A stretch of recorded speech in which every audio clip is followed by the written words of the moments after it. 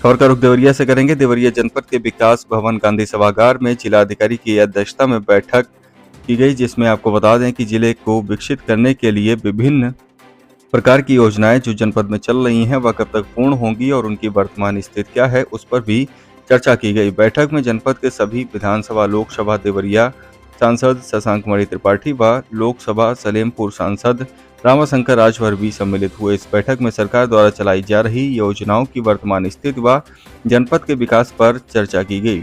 इन सभी मुद्दों को लेकर सांसद शशांक मणि त्रिपाठी ने बताया कि ग्रामीण अंचलों में मत्स्य पालन के लिए केंद्र सरकार के द्वारा विभिन्न प्रकार की योजनाएं चलाई जा रही हैं, जिसका किसान सभा को लेकर अपने आप को आर्थिक रूप से मजबूत कर सकता है। साथ ही सदर विधायक लालमणि त्रिपाठी ने समाजवादी पार्टी पर हमला बोलते हुए कहा कि समाजवादी पार्टी औरंगजेब और भारत पर आक्रमण करने वाले आक्रांताओं को अपना आदर्श मानती है। हिंदुओं के प्रति समाजवादी पार्टी का यह दोहरा चरित्र हिंदू स्वीकार नहीं करेंगे और समाजवादी पार्टी और भी सिमटी जा रही है। का चरित्र यही है, महाकुंभ का विरोध करेंगे, भगवान राम के मंदिर का विरोध करेंगे, भगवान कृष्ण के मंदिर का विरोध करेंगे और औरंगजेब के पक्ष में खड़े। कल हम लोगों ने देखा कि औरंगजेब ने जो बर्बरता की है, जो निशंसता की है, जो कायरता की है, जो अत्याचार किया। अभी एक फिल्म आई हुई है छावा, हम लोगों को इतिहास में पढ़ा है, लेकिन अगर आप फिल्म जाकर देखेंगे तो आप ये पाएंगे कि केवल इस्लाम स्थापित करने के लिए किस प्रकार से संभाजी महाराज के उसने नाखून नुचवाए, उनके साथ अत्याचार किया, बर्बरता की।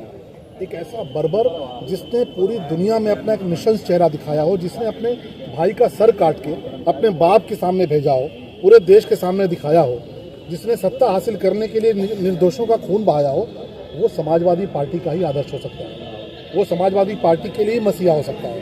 हमारे लिए वो बर्बर था और आज नए भारत में औरंगजेब स्वीकार्य नहीं है। जो उनके साथ खड़े हैं उनका फैसला देश की जनता करेगी।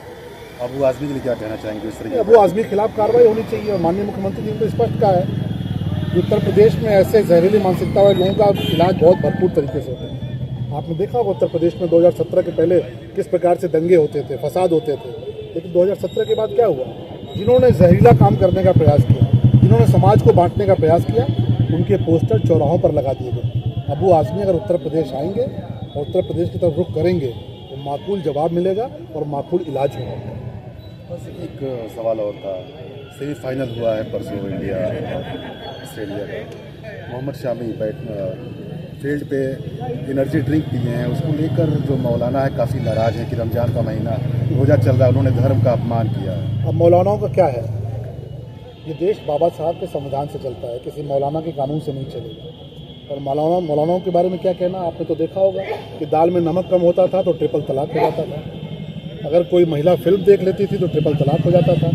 तो मोहम्मद शामी हमारे बहुत हमारे सम्मानित खिलाड़ी हैं, पूरे देश को उन पर गर्व है और कोई मौलाना का फतवा उनके ऊपर काम नहीं करेगा। बाबा साहब भीमराव अम्बेडकर जी का संविधान सर्वोपरि है।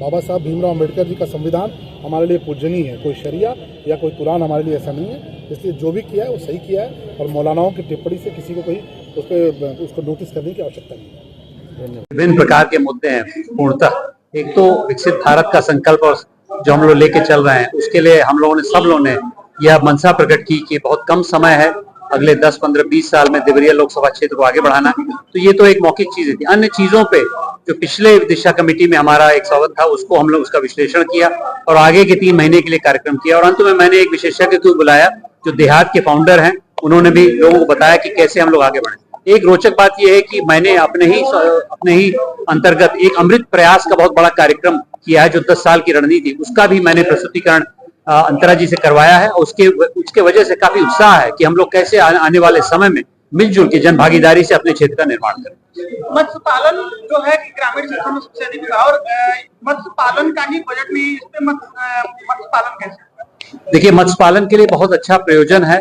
आदरणीय प्रधानमंत्री जी के नेतृत्व में एक अलग कार्यालय भी उसका बना था कई सालों पहले, और अपना क्षेत्र क्योंकि नदियों के क्षेत्र है, इसलिए मत्स्य पालन की बहुत भूमिका है।